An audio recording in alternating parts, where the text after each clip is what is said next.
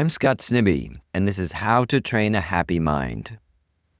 I received some sad news that Greg Hillis, who I interviewed for our podcast in 2022 on the parallels between Buddhism and Christianity, died of cancer last week. As a person from a Jewish family whose parents converted to Christianity, who then became a Buddhist, I love to talk with others interested in the connections between different faiths.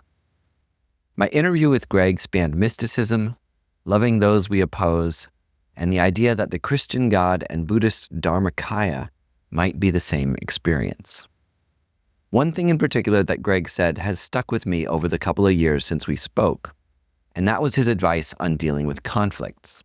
Whether disagreeing with his wife or child or the leader of a violent conflict that he opposed, what Greg suggested was to always see the God in that person.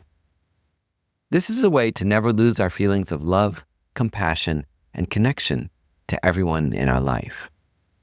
This is something I now think of often, whether I'm feeling annoyed with my wife or angry at someone committing great violence in the world. In Buddhism, we don't call this God, but recognizing our fundamental goodness. In Greg's obituary, the writer shared that one of the gifts of the final challenging year of Greg's life was how it allowed him to reflect on regret. Greg said that while he was by no means a perfect human, any regrets he had were swallowed up by gratitude for the gifts of his life, both large and small. He encouraged his friends mourning his illness and death to meditate not on all the things they might wish to do, but on doing gratefully whatever things they are given to do. And that is what I'm sure he would want each of us listening to this wonderful interview to take into our own lives today. Please enjoy my conversation with Greg Hillis on universal love in Christianity and Buddhism.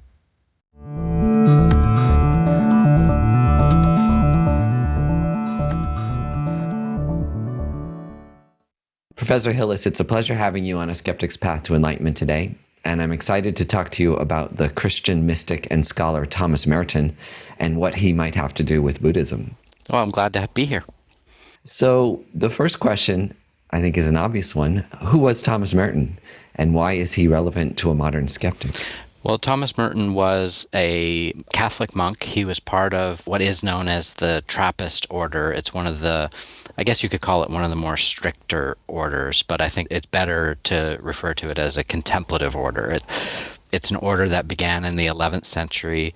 Its focus is on silence, on a very simple life, the practice of meditation, lectio divina, holy reading, that sort of thing. He really wasn't brought up in any kind of religious background whatsoever. But he converted to Catholicism in 1938, and by 1941 he had decided that he wanted to become a monk in this very austere order.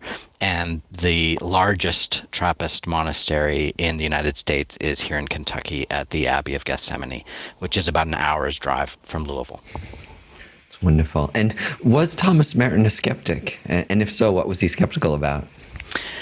What he was a skeptic of was American society and the goodness of American society. So, we'll talk, I think, a little bit later about why he started exploring Eastern religions and Eastern spirituality. But what he was most bothered about was the ways in which American society was turning away from the spiritual and embracing ideas like mutually assured destruction. We had the problem of racism, have the problem of racism, and materialism. All of this led Merton to be deeply skeptical of the American experiment. So he was skeptical of that. He was also, I would say, critical of the church, or at least critical of many Catholics who tended to emphasize doctrine above experience. And that emphasis on doctrine over experience then led to a rejection of other people's doctrines, for example, or other religions. I would say those were the main ways in which we could say that he was a skeptic. Can you talk about that tension between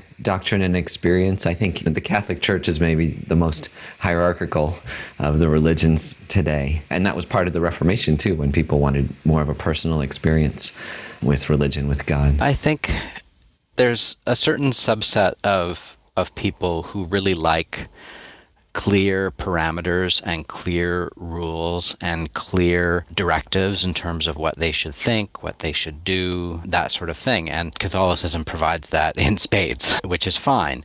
But if the religion is seen as being only about that, then we have a problem. Certainly Merton would say that, and certainly I, as a Roman Catholic, would say that. What it misunderstands is the fact that the theology itself came out of the experience of communities. That it wasn't as if the doctrine came down from on high and just landed and we all just had to accept it. It was that it emerged out of the spiritual lives of these individuals and of these communities. And if you simply embrace the theology without recognizing the importance of the experiential component behind, the mystical component behind the theology, then you run into troubles. And I think that's the case not only within Catholicism, but certainly when I speak to my Muslim and Jewish friends as well, that the theology, all the theology emerges first out of the experience. And so Merton would say that too many Catholics put the cart before the horse on that point. And can you define the word mystical? I think that word has a lot of different meanings when, especially ordinary or non-religious people hear it. So from a Catholic and a Christian perspective, a mystic is somebody who has a profound experience or continues to have profound experiences of the transcendent. And so in this case, of God. I think we can talk about Merton. I think you talked about him as a mystic because he had, I would say, at least 3 experiences that were beyond the ordinary. And when we talk about mystics, that's what we're talking about. Could you talk about some of those experiences? I'm aware of at least a couple of them. One was on a corner right there in Louisville. Yeah, it's not far from where I'm sitting right now. It was March 18th, 1958. He happened to be downtown in Louisville. He would always come into town for doctor's appointments, or he would often go to the public library, which is downtown, to get books out and to catch up on the news and whatnot. And he was walking in downtown Louisville at the corner of 4th and Walnut. It's now the corner of 4th and Muhammad Ali. And he says that he suddenly realized that he loved all those people, that they were mine and I was theirs, and that we could not be strangers. And he elaborates on this. He first wrote about it in his private journals, but then he elaborated on it and expanded upon it in a book called Conjectures of a Guilty Bystander, in which he talks about the way in which he came to see everybody through what he says are the eyes of God. He came to see who everybody is in their inmost being. And he says, there's no way of telling people that they are all walking around shining like the sun. And he gets to the point and says, if we could only see each other that way all the time, like who we actually are, if we could only see each other that way, there would be no more war, no more hatred, no more greed. The biggest problem would be that we would be tempted to fall down and worship each other.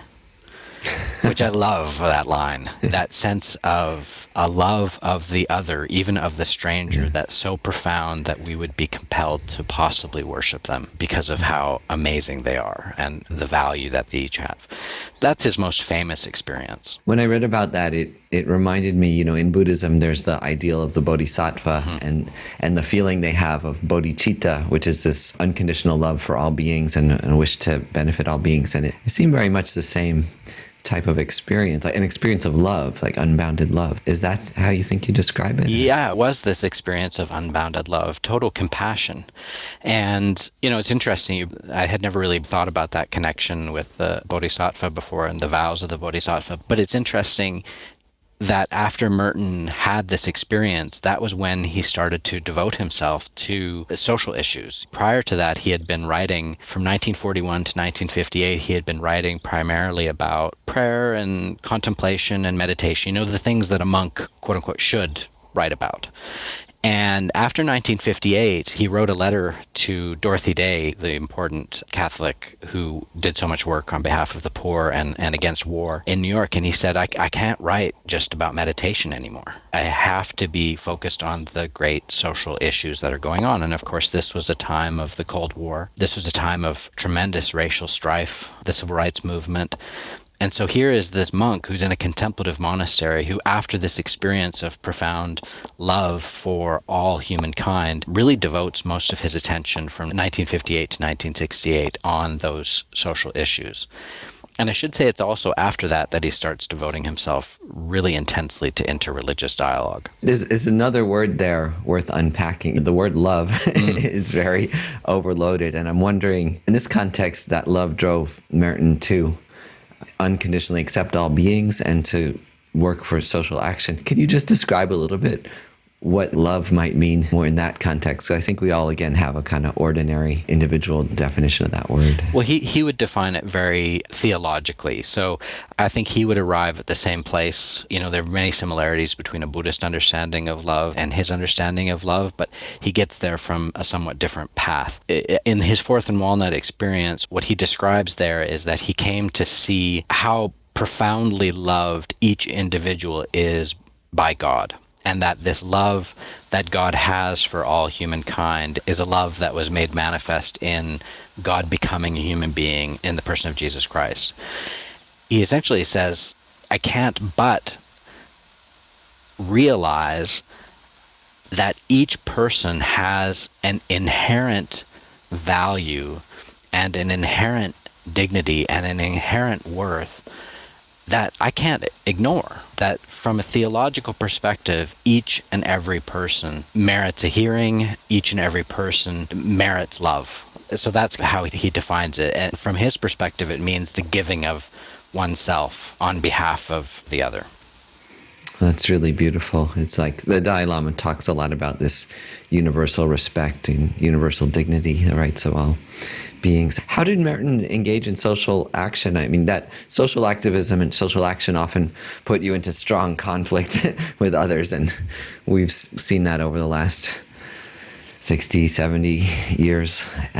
How did he manage to stay compassionate and loving and be a social activist? Part of the answer is that he was doing it while living as a hermit.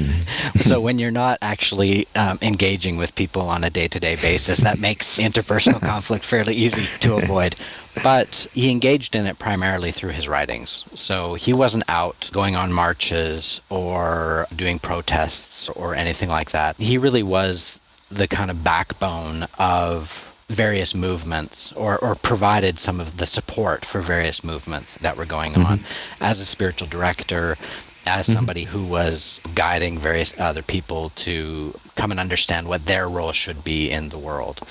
And that did bring him into conflict. It brought him into conflict in the church. It was seen, you know, it's the same things don't change, really. And Merton, when he wrote against nuclear war and wrote against militarism, that was seen as very unpatriotic by many American Catholics. And so here in Louisville, for example, they had a book burning where they destroyed a bunch of Merton's books, and the Catholic newspaper, the Archdiocesan newspaper, published letters to the editor that were extremely critical of Merton. He got into conflict with his own order, who told him that he needed to stop writing on these sorts of things, at least temporarily. His method of engagement was through writing, but it did bring him into conflict. How much of that conflict is healthy and reasonable? You know, with the debates on abortion and left and right wing and so on, and especially around the election time, I went and dug a little deeper into the beliefs of Catholics in America, and they were completely diverse. They actually were almost exactly the same as the population at large in terms of for and against abortion and Republican and Democrat and so on. So burning books does seem like going a little beyond everyday debate.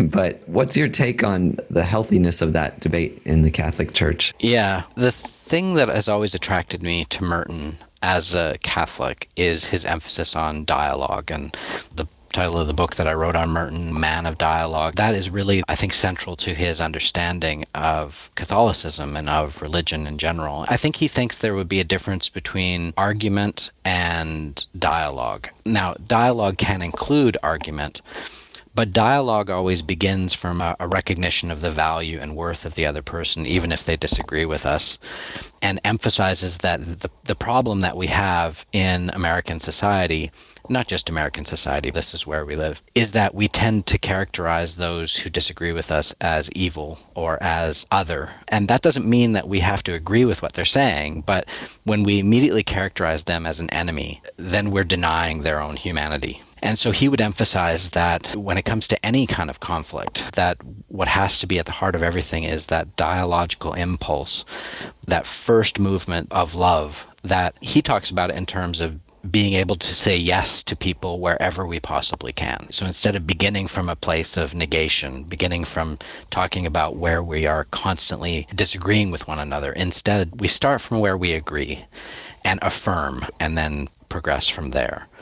On that topic, when I teach my undergraduate students about Merton, they really grab onto that because they see that kind of dialogue is not what is going on in our society today. Yeah. And they see the value of this. And of course, it has value not just in the political realm, but also when it comes to dialogue between those of different religions. You mentioned that earlier, how Thomas Merton started to explore Eastern spirituality, though he remained, a Catholic. Can you talk a little bit about how and why he did this? He had influences very early on in his life. So even before he became a Catholic, I don't know, he had the most fascinating upbringing. But when he was at Columbia University, before he became Catholic, he had made friends with a number of other people who were also students at Columbia. And one of them, somehow, Merton doesn't explain what the connection was, but one of them had a connection with a Hindu monk from India. Brahmakari was his name. And he had been sent by his abbot to the World Congress of Religions in Chicago. And he was sent there without any money, anything like that, and ended up getting there, but then got there too late. The thing had already ended. And so he just stayed in Chicago and finished a PhD in Hindu philosophy because I guess he could. He was quite an amazing person. But anyways, he started living with Merton and his roommate for a while. And Brahmakari was the one who actually pointed Merton towards Catholicism. By this point, Merton had been reading Aldous Huxley and had been introduced to Eastern religious thinkers through Aldous Huxley. And Brahmakari said, that's fine, but who you should also read is Augustine and Thomas à Kempis, and read these Christian writers. And so from the very beginning of Merton's Christian exploration, he had been influenced by non-Western religions, by this Hindu monk. By the time we get to the late 1950s, Merton is starting to recognize that, number one, there are real problems with American Catholicism, prioritizing doctrine over experience, as I had mentioned earlier. And through the figure of the Zen master D.T. Suzuki, he started reading a bunch of stuff about Zen Buddhism and said, there are so many points of connection between my own understanding of contemplation and what D.T. Suzuki is talking about when it comes to Zen Buddhist practice and experience. And so it's from there that he really starts exploring, and he explores not just Buddhism, he also explores Sufism as well as Jewish mysticism, and really sees that it's along those lines that there can be points of connection between the various religions. You write a little bit about a parallel that Merton made between Zen Buddhism and these early Christian mystics called the Desert Fathers. Can you explain who the Desert Fathers were and how they're related to Zen Buddhism? Sure. So the Desert Fathers, I should emphasize that they weren't just fathers. There were also women involved. So the Desert Fathers and mothers, I should say. Oh, that's nice to hear, because Tara and I were kind of bummed about that when we were preparing. The problem, of course, is that oftentimes their voices get muted and they don't come through as clearly. So we know a lot more about the Desert Fathers than we do about the Desert Mothers. But nevertheless, there were clearly both in the desert. And what happened is that in the 4th century, even beginning in the 3rd century, Christians in the cities were feeling a need for a deeper spiritual exploration, a deeper sense of closeness to God, but also a real call to a more ascetic existence, of fasting, solitude, silence, and whatnot. And there's no better place for that kind of solitude and ascetic existence than the Egyptian desert. And so that's where these people went. And in fact, there's a famous book by a guy named Durwas Chitty. The title of his book about desert monasticism is The Desert a City, because there were so many of these desert monks and nuns who went out into the desert to live these lives of solitude. And so in the late 1950s, Merton was working on a translation of some of the sayings of the Desert Fathers. So the way that we know about the Desert Fathers as well as the Desert Mothers is that there were these sayings that were passed on orally of their teachings. And sometimes they're very profound, sometimes they're very funny, sometimes they're utterly incomprehensible, almost similar to a Zen koan. But what comes through very clearly is the absolute simplicity of their spiritual life, right? That it was a bare bones, very simple existence that they had. And as he was translating these sayings of the Desert Fathers, he was reading D.T. Suzuki, and it was in the midst of translating this that he wrote his first letter to D.T. Suzuki and said, I'm working on this translation of the Desert Fathers, and I think you would love it, and would you write a preface for the book? And D.T. Suzuki was interested, but it ended up not quite working out.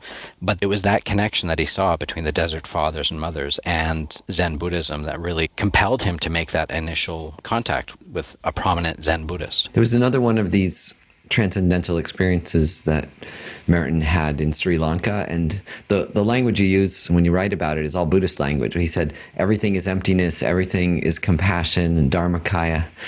Can you talk about that a little bit? I bet the word Dharmakaya a lot of people are unfamiliar with. In our tradition, we talk about it sometimes as a kind of ground of all being.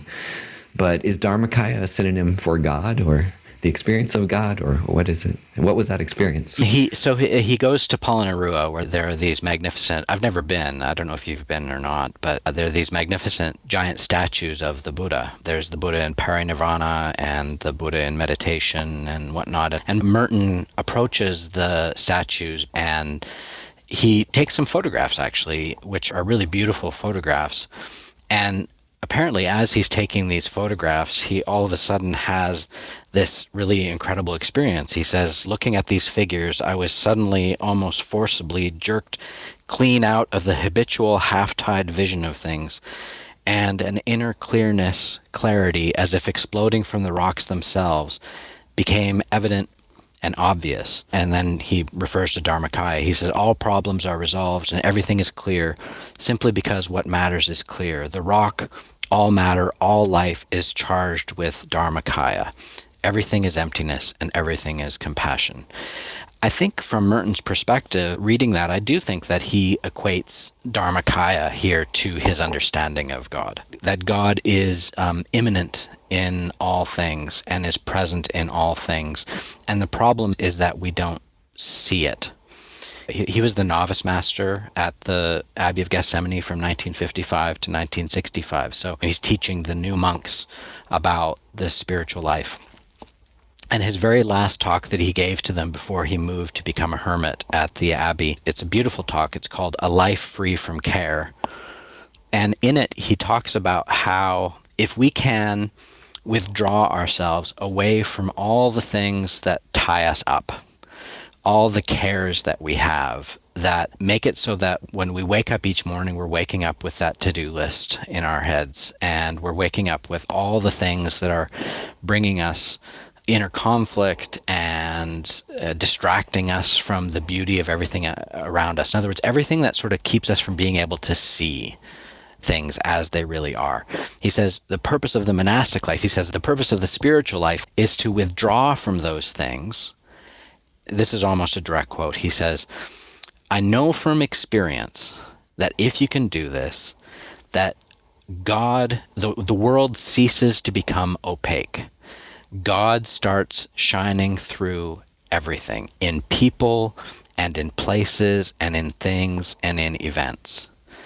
And so that's what I think happens here at Polonnaruwa, is that the scales fall off his eyes again. I think they did at the corner of 4th and Walnut as well. And he's able to see things as they really are, charged with the presence of of God. And what is the role of a direct experience of God in Catholicism and Christianity in general? Obviously, there was the Reformation and a great tension about the personal relationship versus a hierarchical relationship.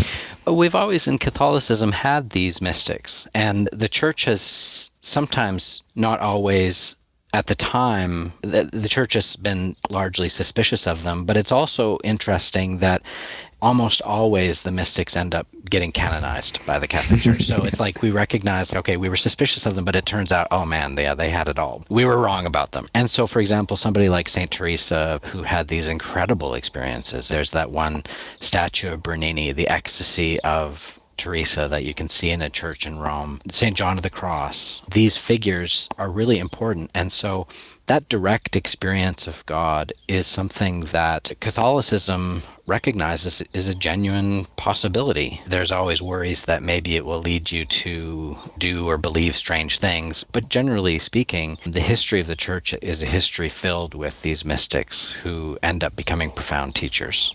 And in terms of direct experience, meditation is one of the ways to have that. Can you talk about the role of meditation for Christians today? It hasn't been a big part of most aspects of Christianity for some time. In the Western Church, it hasn't been.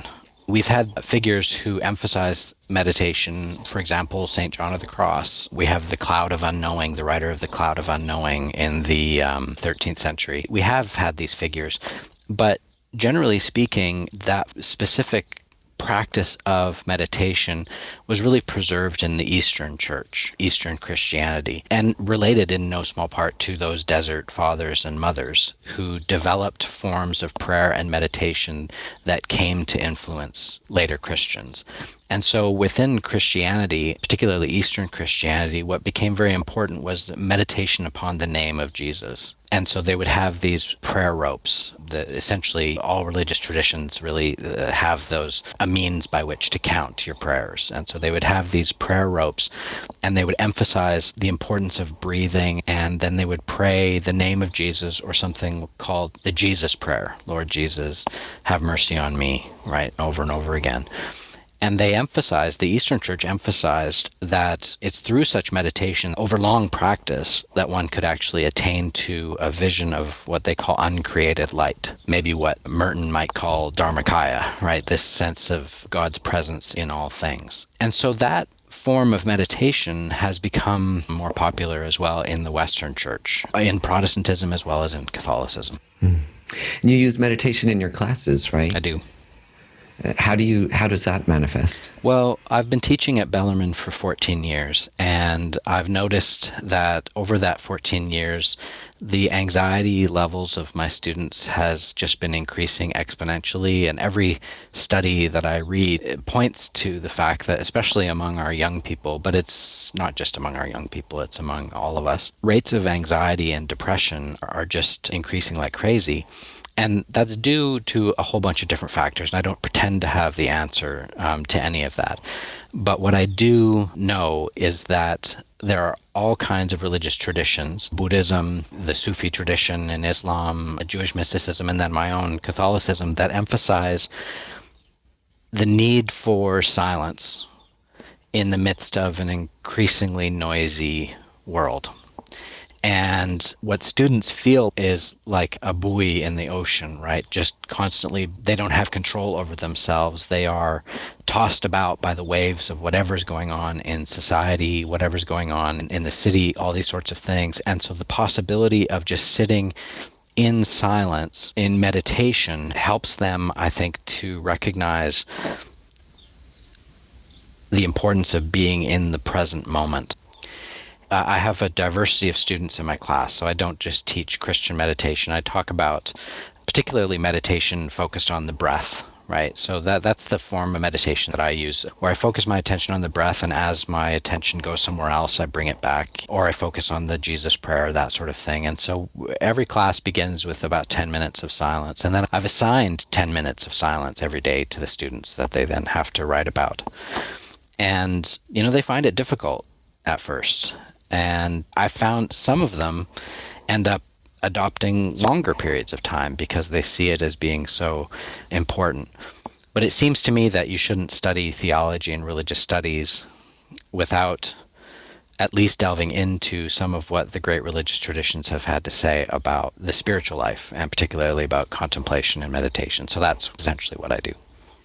Can you talk about, I wonder if you'd be willing to talk about your own personal experience too, because I know as a professor of religion, sometimes you never know whether the person believes in any religion or they're just, I'm sure some of your colleagues, right, they do. So what's your level of relationship to Christian belief, and how did you stumble into meditation or deliberately walk into meditation and integrate those in your life? Yeah, so I am a Roman Catholic. I'm a very happy Roman Catholic. That doesn't mean that I'm uncritical of the church or anything like that, but that I generally tend to see and focus my attention on the beauty and goodness that I find within the church. And that doesn't mean putting my head in the sand when it comes to the other issues, but it does mean that I'm beginning from a position of gratitude rather than of anger or frustration. And yeah, I attend Mass weekly, and I got introduced to meditation actually when I was really young. I had a teacher for a church history class who was interested in the history of Christian spirituality, and I had never learned anything about the contemplative life. As you said earlier, the Western church, we're taught doctrine and law and not this important facet of the spiritual life. And he introduced me to that, and I've really just been exploring it ever since. I spend a lot of my time reading the great Christian mystics. I'm right now reading a book called the Philokalia. There are 5 volumes of it, but the first volume is of some of the desert fathers that we're talking about and who emphasize the importance of meditation and of silence. And then in terms of my own practice, what I've adopted is the Jesus prayer and the meditation that essentially emerges from that. So I endeavored to spend 20 minutes in meditation in the morning and 20 minutes in meditation in the evening. I have to be honest, that doesn't always happen. I have 3 kids at home, and finding silence sometimes can be very difficult. But particularly I found over the pandemic, my own practice of meditation has really deepened so that silence really is, for me, critical and important. Yeah. Yeah. And do you think this is a broader trend among Catholics or Christians adapting meditation into their spiritual practice? Yeah, I would like to think so. The thing that always bothers me is when my students, especially my Catholic students, say, I went to 12 years of Catholic school. Why am I only learning about this tradition now? It would be nice if our churches could be teaching our young people the sort of depth of the spiritual life, because I also think that's important for relating to other religions. And so there are a number of different ways in which that's important. But I do find that, especially with the pandemic, that forced isolation that happened, young people were, and a lot of people were grappling and looking for spiritual practices that could sustain them in the midst of what was and is a frightening time. So I do think that it's more prevalent, and I hope it is anyways. With these interreligious dialogues, we often talk about the similarities between religions, especially the Dalai Lama talks about this all the time because he loves the interreligious dialogues.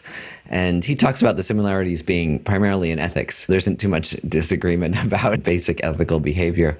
But there are differences between religions. And particularly in Buddhism, there isn't a concept of God, but there's this concept of emptiness, like a kind of radical interdependence at the root of all existence. So I wonder if you can talk about the differences between Buddhism and Catholicism and how we can benefit from exploring differences without giving up our individual beliefs. Yeah, I think that's so important. There are 2 different, I think, mistakes that happen when it comes to interreligious dialogue. One is the mistake of fundamentalism, which is I'm right and you're wrong, and therefore there's no need for dialogue. The other is the sort of the path of relativism, which wants to diminish all the differences that actually exist between religions to sort of say, well, we're all basically just the same. The latter is obviously much more tempting to most of us, but the reason why that's such a problem is that it does diminish the uniqueness of different religious expressions and different religious beliefs and practices. And it's interesting the Dalai Lama talks about ethics. Merton really, when he looks at interreligious dialogue, he didn't really comment that much on ethics. What he emphasized was experience, contemplative experience. So he actually felt that the people who are most well equipped for interreligious dialogue are the monastics, right? The ones who are deep into the spiritual life. Because while everybody begins from a different starting point, theologically, culturally, and whatnot, there are certain commonalities when it comes to the experience of the transcendent, or the experience of emptiness, the experience of whatever, that Merton saw as being fundamental to our relationship to one another. So for Merton, one of the reasons why he explored Buddhism so intensely is because he said, I think the United States, America, and American Catholics need to understand what they're missing. They need to understand that here's this wonderful tradition that is related to traditions we ourselves have, right? That we can find points of connection with traditions we ourselves have. But our obsession with doctrine and rules is preventing us from a rich conception of each other, a rich conception of the world, and even a rich conception of God. And so he wouldn't want to erase the differences whatsoever, but I think he would say that we can definitely learn from one another, particularly on the experiential level. I really appreciate you saying that. It's a really great point, because the teacher I'm closest to has said that a number of times, referring to Dharmakaya in particular. He said that experience of Dharmakaya for a Buddhist practitioner is probably the experience that a Christian has in it when they feel a deep connection to God. And it is a different point that the commonality between religions goes beyond ethics and morality to that ineffable direct experience. There's no words really that can convey that experience. So it's logical there'd be many different words and ways of describing an indescribable experience. Yeah. One example for Merton, he engaged in a really wonderful exchange of letters with a Sufi in Pakistan named Abdul Aziz. And those are beautiful letters because it's a genuine, first of all, Merton, both of them acknowledge where they're different, right, in terms of their beliefs and in terms of doctrines and whatnot. But when it came to their own practice of prayer and of meditation, those are the only letters in which Merton actually explicitly tells somebody about how he prays and how he meditates. He even says, I don't normally tell people about this, but I think it'd be valuable for our discussion. And it's on those points, I think, that we can really come to a deeper understanding of one another. And what did he describe in terms of his own experience? This was at the Hermitage. He talks about how he spends about 3 hours in meditation because he could, right, in silence. But what he did is he endeavored to describe it in ways that his Muslim correspondent would understand, an experience of the one God, right? Not so much emphasizing the Trinity, but emphasizing the unity of God and then his own inner unity as well. Those are my favorite letters of Merton's to read. I wanted to come back before we end to something you said about healthy forms of debate and social action, because unfortunately intolerance is a somewhat universal quality today in culture. It's not limited to liberals, conservatives, Catholics, Muslims, anything else. It seems to be a somewhat universal approach to debate. Can you recommend any kind of, a mental exercise? Maybe something you do on the cushion, but maybe something you do in your everyday life when you're faced with someone you disagree with. How would you approach that in a way that promotes healthy debate rather than, more divisiveness? From my own perspective, I think about it theologically and in the form of my own meditation. I essentially endeavor, when I am faced with somebody, whether it be somebody with whom I disagree, or even with my kids when we get into conflict with one another, or other family members, to recognize the presence of Christ within each one of them. That each and every person, whether they be strangers or whether they be my 11-year-old, is manifesting God to me in some way.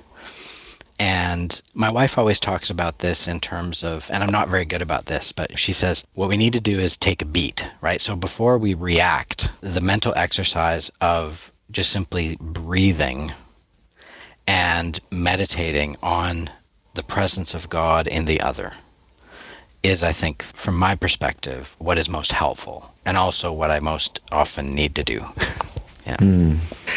It's really nice, and it sounds just like the notion of Buddha nature in Buddhism, which is the innate goodness in all people, and also the capacity to change. Another way of seeing Buddha nature, innate goodness, is actually that everybody is changing and everyone has capacity to change. So I think that it sounds like the same idea, that seeing the God or seeing Jesus in someone is seeing their best nature. Yeah, and recognizing that they're good. It's so easy to be tempted to fall into the notion of the innate evil, that is within people and see people as innately evil. But dialogue, as Merton describes it, and he talks about this in terms of nonviolence, is rooted in the idea that everybody is and has an innate goodness and a capacity for change. Exactly what you're talking about when it comes to the notion of the Buddha nature. I really like that. How does that relate to original sin, though? We have this idea of original sin, and the idea of innate goodness is very encouraging. Is that a tension or a misunderstanding? I think within the Catholic Church, original sin is still sometimes taught this way too in Catholic school, as this sense of guilt from which we have to it all has to be erased from us. A better way of thinking about original sin is more just that we're born incomplete, that we're born from a Christian perspective, we're created for contemplation, we're created for union with God, but we live in a world in which we're not contemplatives and in which we're not united with God. And that notion, I think, of us being incomplete is a better way of talking about it, because it then doesn't begin from the position of people being innately evil or sinful, right? Yeah, it's easy for us all to say we're imperfect and we have room to grow. Yeah. It hopefully fosters that kind of humility that then allows us also to relate to others more easily, because we have to recognize we don't ourselves have a purchase on goodness or truth. Is there anything else you'd like to add, Professor Hillis? No, other than I just really enjoyed having this conversation. Okay, well, I really have too. I was raised Christian, and I've certainly felt parallels in my life, but also a lot of questions about contradictions. And our conversation actually helped resolve some that I've had in my whole life, especially what you just talked about with original sin and so on. So it's very heartwarming. I really appreciate your approach and how articulate and clear and warm-hearted you are. So your students are lucky to have you. Well, thank you. That's very kind, and I really appreciate the invitation.